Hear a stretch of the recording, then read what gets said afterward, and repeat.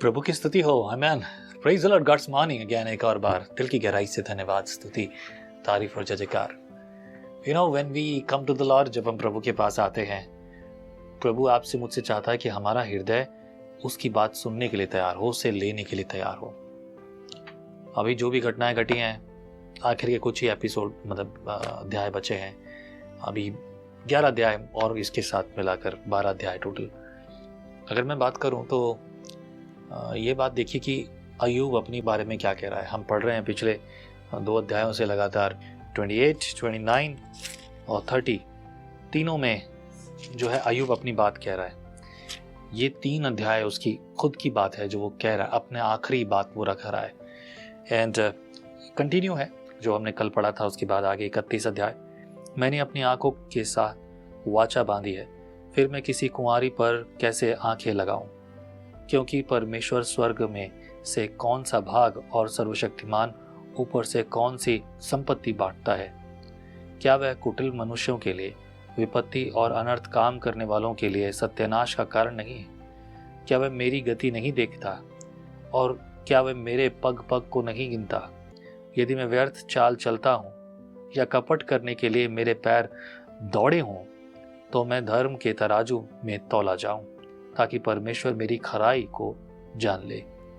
यदि मेरे पास पग मार्ग से बहक गए हों और मेरा मन मेरी आंखों देखी चाल चला हो, या मेरे हाथों को कुछ कलंक लगा हो, तो मैं बीज बोऊं परंतु दूसरा खाए, वरन मेरे खेत की उपज उखाड़ी डाली जाए। अय्यूब एक बहुत बड़ी शिक्षा पर बात कर रहा है। पुराने नियम में हमने देखा कि परमेश्वर का वचन कहता है कि यदि कोई बुरी दृष्टि डाले या मन में विचार करे किसी के बारे में, व्यभिचार की बात, तो वो व्यभिचार नहीं है। लेकिन नए नियम में गंभीरता से देखा गया, प्रभु मसीह ने, बात तो वही थी, परमेश्वर ने तब भी, आज और तब और अलग अलग नहीं किया। मसीह ने उसको एक्सप्लेन कर दिया। और एक्सप्लेन क्या किया? यदि तुमने मन में विचार भी किया तो तुमने पाप कर दिया। और ये इस पाप के बारे में यहाँ पर बात हो रही है। ताकि मैंने तो ये सब चीजें नहीं कि परमेश्वर मेरे पग पग को जानता है, क्या वो दृष्टि नहीं करता? क्या वो मेरी चाल और मेरी गति को नहीं जानता कि मैं किस तरफ जा रहा हूं और क्या सोच रहा हूं?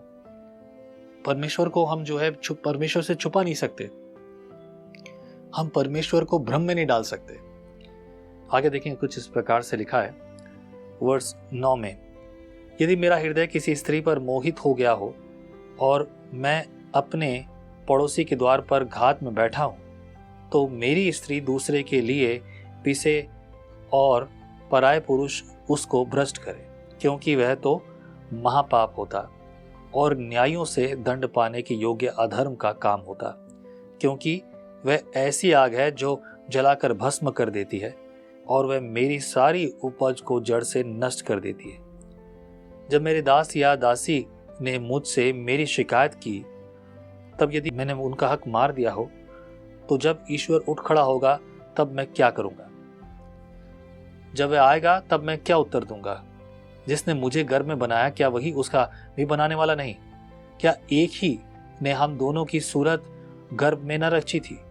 यदि मैंने कंगालों की इच्छा पूरी न की हो, या मेरे कारण विधवा की आंखों में कभी निराशा छाई हो, या मैंने अपना टुकड़ा अकेले खाया हो और उसमें से अनाथ न खाने पाए हो, वरन वह मेरे लड़कपन ही से मेरे साथ इस प्रकार पाला जिस पर पिता के साथ जन्म से विधवा ही को पालता आया हूँ।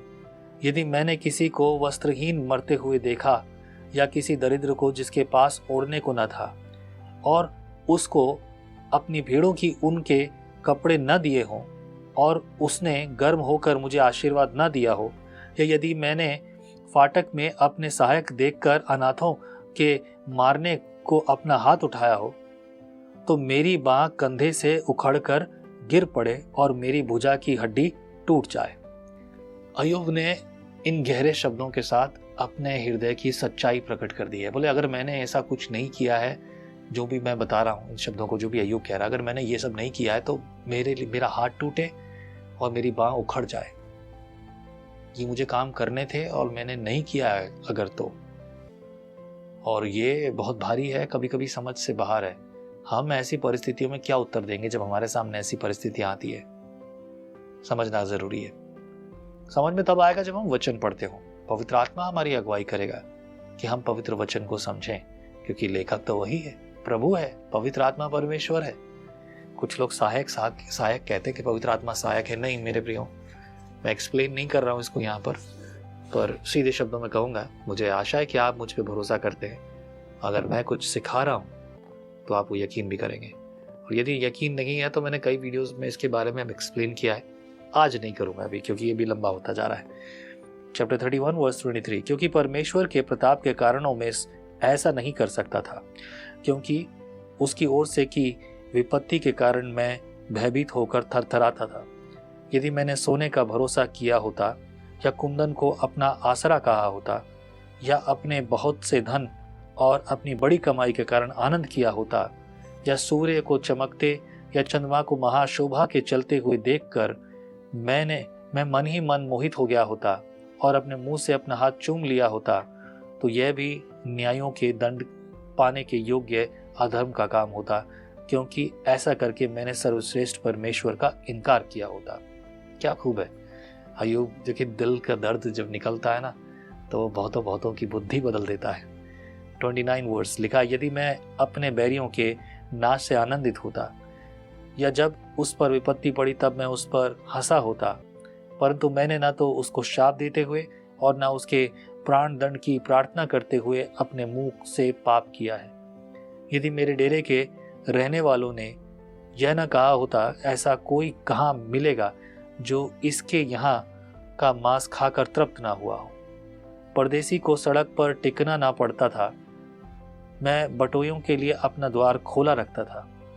यदि मैंने आदम के समान अपना अपराध छिपाकर अपने अधर्म को ढांप लिया हो, इस कारण कि मैं बड़ी भीड़ से भय खाता था, या कुलीनों की घृणा से डर गया, यहाँ तक कि मैं द्वार से बाहर न निकला। अय्यूब शब्दों में बड़ी गहरी बात कह रहा है, और कह रहा है छोटी छोटी चीजों का अंगीकार कर रहा है। सीधे शब्दों से कह रहा है, मैं कहूंगा कि ये दिल की वो आग है जो टूटे हुए हृदय से व्यक्ति करता है, दिल से करता है। और दूसरे शब्दों में ये क्या, ये पश्चाताप है। पश्चाताप में और यहाँ पर एक्नॉलेजमेंट में ज़्यादा डिफरेंस नहीं है। अगर हम कहते हैं एक्नॉलेज करना, हाँ मुझसे गलती हो गई, माफ़ कीजिए, मैं क्षमा प्रार्थी हूँ, प्लीज़ मुझे माफ़ कीजिए। That is sometime it is word. जिसने कोई कुछ ऐसा नहीं किया उसके लिए तो ये शब्द है और वो इसे कभी भी इस्तेमाल करेगा, लेकिन जो ये समझता है वो ये बोलेगा भी और एक्सपीरियंस भी करेगा। आमीन। एंड देन इस प्रकार से आगे लिखा है, यदि मैंने आदम के समान अपना अपराध छिपा कर अपने अधर्म को ढांप लिया हो, इस कारण कि मैं बड़ी भीड़ से भय खाता था, या कुलीनों की घृणा से डर गया, यहाँ तक कि मैं द्वार से बाहर न निकला। भला होता कि मेरा कोई सुनने वाला होता, सर्वशक्तिमान अभी मेरा न्याय चुकाए। देखो मेरा दस्तखत यही है। भला होता कि जो शिकायतनामा मेरे मुद्दई ने लिखा है वह मेरे पास होता। निश्चय मैं उसको अपने कंधे पर उठाए फिरता और सुंदर पगड़ी जानकर अपने सिर पर बांधे रहता। मैं उसको अपने पग पग का हिसाब देता। मैं उसके निकट प्रधान के समान निडर हो जाता। यदि मेरी भूमि मेरे विरुद्ध दुहाई देती हो और उसकी घेरियां मिलकर रोती हो, यदि मैंने अपनी भूमि की उपज बिना मंजूरी के खाई या उसके मालिक का प्राण लिया हो, तो गेहूं के बदले झड़बेड़ी और जौ के बदले जंगली घास उगे। ये देखो, ये श्राप लेने वाली बात भी है खुद के ऊपर। अय्यूब दिल खोलकर बोला, साफ साफ बोला, सच सच बोला, और जो भी बोला वो लोगों के जीवन को बदलने वाला था। We should consider this thing in our life. हमारे जीवन में हमें इस बारे में देखना होगा, तब जाकर हमें वो सारे परिणाम और बड़ी बढ़ाई मिलेगी। हमें प्रभु आपको आशीष करे। Let's pray together. प्रभु बुद्धि दे, ज्ञान दे, तुझ में तेरे द्वारा तेरी भलाई, तेरी करुणा, तेरी कृपा तेरे लोगों पर हो, जिन्होंने अपने आप को तेरे हाथों में रखा है। इनके जीवन में, इनके द्वारा सभी बातों में तेरी भलाई प्रकट हो। प्रार्थना को सुनने वाले प्रभु यीशु मसीह नासरी के नाम से मांगता हूँ, आमीन। आमीन। प्रभु आपको बहुतायत से इस्तेमाल करे, बल दे, और प्रभु की योजना आपके लिए पूरी हो। This is what the only thing we want. प्रभु आपको आशीष करे। जय मसीह की। आप कहते हैं एक कप कॉफी मेरा दिन बना देती है, पर आपका मॉर्निंग डिवोशन विजनरी रेडियो और टीवी पर आपकी जिंदगी बना सकता है। हमेशा सोचते हैं कि शायद मैं भी बाइबल कॉलेज जाकर बाइबल को अच्छे से सीखता। और अब आपके लिए है visionary TV, deep Hindi Bible study के लिए।